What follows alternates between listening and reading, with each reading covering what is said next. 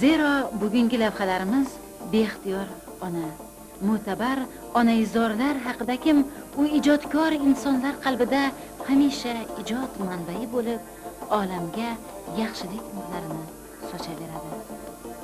20 ga yaqin kitoblar muallifi, hassos ijodkor, xalqaro Yevrosiyo Fanlar akademiyasi assotsiatsiyasi a'zosi, ajoyib shoir Sobit Madaliyev bilan suhbatda biz yana ana shu aziz va qadrdon mavzuga yaqinroq, chuqurroq kirib borgandek bo'ldik chamamda. Inson mehr haqida gapirganda men tez onam rahmatligini eslayman. Shu yoshligimda ko'z oldimda o'tgan saboqlar natijasi hozir bilinyapti. Onam rahmatli bir ajoyib inson edilar. Nihoyatda xudojo'y, mehnatsevar, odamlarning dilini oladigan inson edi. Ko'p gaplariga oldinlari negadir ahamiyat bermas ekanman. Yillar o'tib, hozir har bir gaplarini eslab, chuqur ma'nosini endi anglayapman. Bitta gaplari bor edi. Bizlarni butam dedilar.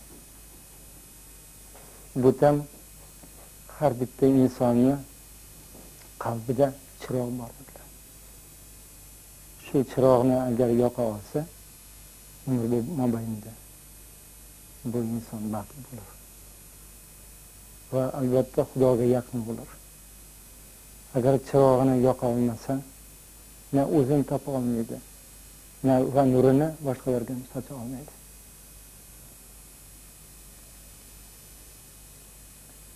Otam rahmatligan bir ajoyib insonlarki, nihoyatda kam gap, lekin mehr deganimizda shu otamni, onam rahmatlikka qo'ygan mehrlarini hozir eslasam, ajoyib narsani esimga tushiraman. Bir yildan, yarim yildan ba'zan opamlarnikiga, katta opamlarnikiga yotgan borardilar. Onam rahmatli. So'ranib, albatta so'ranib ketardilar. Otam ruxsat berardilar. Kelgan o kechki paytda soat 9'lardamikin, 10'damikin o'g'lim borib onangizni bir yetaklab kelingchi, meni yo'rardilar. Onam xijolat bo'lardilar. Albatta qaytib kelardilar. Uyatingiz bormi, kuyovingizdan uyalmaysizmi, hech bo'lmasam bir kecha ham qizimga borib yota olmaymansiz dastingizdan. Sen indamasdan nariyoqqa o'tib o'zlarini nimalarga o'tib ketardilar. Qiziq, haqiqatan yaxshi mehr qo'ygan odam, chin yurakdan mehr qo'ygan odam go'zallikni har bir soniyada ko'radi. Hamma yerda ko'radi, hamma narsada ko'radi. Bir ajoyib narsa qarang. Alloh taolani yog'ilayotgan ilohiy nurlari go'zal. Bu go'zallik hamma yerda bo'lishi mumkin. Hamma narsada bo'lishi mumkin. Lekin inson o'zining hayotida ba'zan ko'r bo'lar ekan.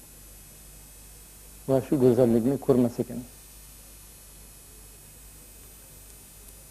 Inson o'zini oldida qanchalik uzoqqa ko'rish mumkin? Taxminan 1 chaqirimga ko'rish mumkin.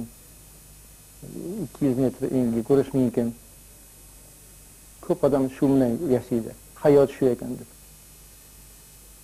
Lekin odam o'zini ongiga tasavvur qiling, butun dunyoni sig'diradi. Butun daryolarni, dengizlarni, koinotlarni, quyoshni, osmonni sig'diradi. Va bu go'zallikdir. Shu o'zini ongini kengaytira olsa, ilohiy nurlarini ham o'z yurakka qo'ygan bo'ladi. Sobit Madaliyev rus tilida nihoyatda go'zal, o'zbekona, sharqona she'rlar bitgan ijodkor. Shuning uchun ham uning she'rlarini Abdulla Sher, Xurshid Davron, Omon Matjon, Mirpo'lat Mirzayev, Usmon Azim, Shavkat Rahmon, Usmon Qo'chqor, Qutbeka Rahimboyeva, Yo'ldosh Eshbek, Ma'ruf Jalil, Azam singari o'nlab o'zbek ijodkorlari, o'zbek shoirlari o'ta bir mehr, samimiyat bilan sevib o'zbek tiliga o'girganlar. Meni taqdir eltmasin qaysi vatanga, umrimni titratmasin qay bir girdibot, onam oq suti bilan ne kirsa tanga, u qalb uchun aziz his bo'lgay umrbod. Onam rahmatlik aytardilarki, butun dunyoga odamlarga yaxshilik qiling, faqat yaxshilik qiling. Nagi dunyoda hech kim bo'lmaydi, siz yaxshilik qilavergan.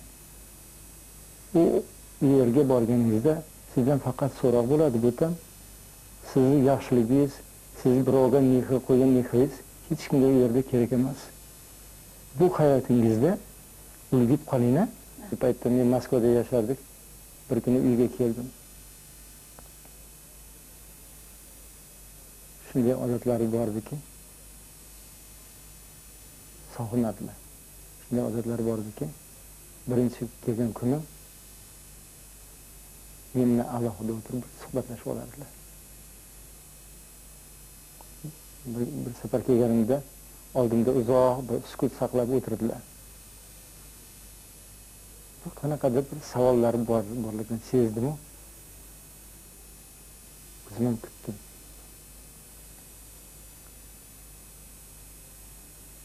Shunda bir qanaqadir xijolat tabiatda so'radilar.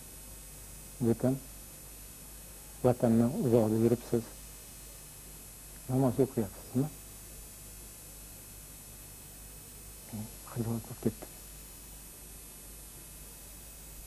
Rost gapni aytay desam, balki xafa bo'larlar deb o'yladim.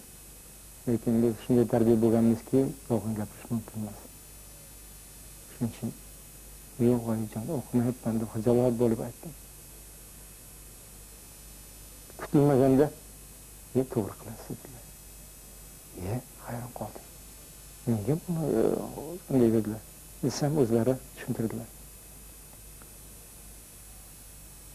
Chala o'qigandan ko'ra o'qimaganingiz yaxshi bo'lgan. Bu Alloh taolaga oldin yetish kerak. Tushuncha bilan yetish kerak, yaqinlashish kerak. O'sha yuragingizda, qalbingizda chirog'i borligini anglash kerak. Keyin u chirog'ni yoqish kerak. Bir yoqib, bir o'chirish mumkin emas. Butun bir yoqqanda u umri oxirigacha yoqadi. Keyin xatolaringizni, qilgan gunohlaringizga o'zingiz kechirim so'ray olasiz. O'sha nur shunday nur bo'lish kerakki, faqat o'zingizga nur sochadigan emas, odamlarga nur sochadigan bo'lish kerak deydi. Shu ajoyib gaplarini anglab she'r yozmaslik iloji yo'q. Ko'p rivoyatlarni bilardilar. Shunaqa insonlarki, Qur'onni Karimni nihoyat ko'p suralarini yod bilardilar. Namoz o'qiganlarida esimda bor. Namozdan shunday ko'zlari yosh, ko'zlari namlanib chiqardilar. Nihoyat bir nurda cho'milib chiqqan insonga o'xshab, shunday go'dayday yuzlari ham shunday go'day yuzida nihoyat musaffo va toza deb chiqardilar namozdan keyin. Sobit aka 20 yildan oshiqroq Moskvada ijod qilgan bo'lsa-da, 10 yildan oshiqroq juft halollari Mohira opa ularning yonlarida hamnafas, hamdard yashadilar. Yurt sog'inchi ularni yanada yaqinroq bog'ladi. Sobit akamlar bilan yashash, ularning ijodi bilan hamnafas bo'lish, ularga qandaydir bir ozgina bo'lsa ham yordam berish, bu katta sharaf deb bilaman. o'zi ijodkor bo'lmagan oilada ham ayol kishini vazifasi o'zini turmush o'rtog'iga bir qandaydir yordam berish. Dunyoga keltirgan ota onamni aytib ketmasdan ilojim yo'q. Mani dadamlar nihoyatda bir shu kuyovlari shoir bo'lishligini sezganmi, Alloh taolo shunaqa nima qilganmi bilmadim. Nihoyatda shoir tabiat insonidirlar. Har eslaganimda bir nima bo'lgan, ayniqsa bularni hozir Sobit akam bilan ruboiy yozganlari men uchun shunaqa ham quvonchliki, chunki dadamlarning qo'llarida hamma vaqt Umar Xayyomning ruboiylari bo'lar edi. Biz shu u paytda yoshliklarmidik, nima qilardik, lekin menga juda ham yoqar edi dadamning kitoblarni yaxshi ko'rishligi. Abdulla Qodiriyku bir 40 marta 50 marta o'qisa ham qayta o'qib bizga ham tavsiya qilardi. Sal katta bo'lganinglarda, ayniqsa Mehrobdan Chayonni ruxsat bermasdilarki, 10-sinfni bitirganinglardan keyin albatta o'qib chiqasizlar buni deb. O'tgan kunlarni biz 6-7-sinfimizda o'qiganmiz. Keyin men qayta o'qishga majburman shu kitoblarni. Bir qandaydir bir hayotimizda faqat Abdulla Qodiriy ijodi emas, biz hayotimiz bilan, yoshligimiz bilan dadam bilan bog'liq bir nima. Keyin bularni mana shoirliklari, yozuvchiliklari o'z-o'zidan bog'lanib, qandaydir bir ilohiy kuchlar, bir bilmadim, bir ilohiy tasodiflar tufayli shunaqa hayotimizga qandaydir bir ilgaridan tayyorgarlik bo'lgan ekan deb o'ylayman-da. Hozir bularni ruboiylari shunaqa eski bir qadimgi bir nimalarni eslatadi menga.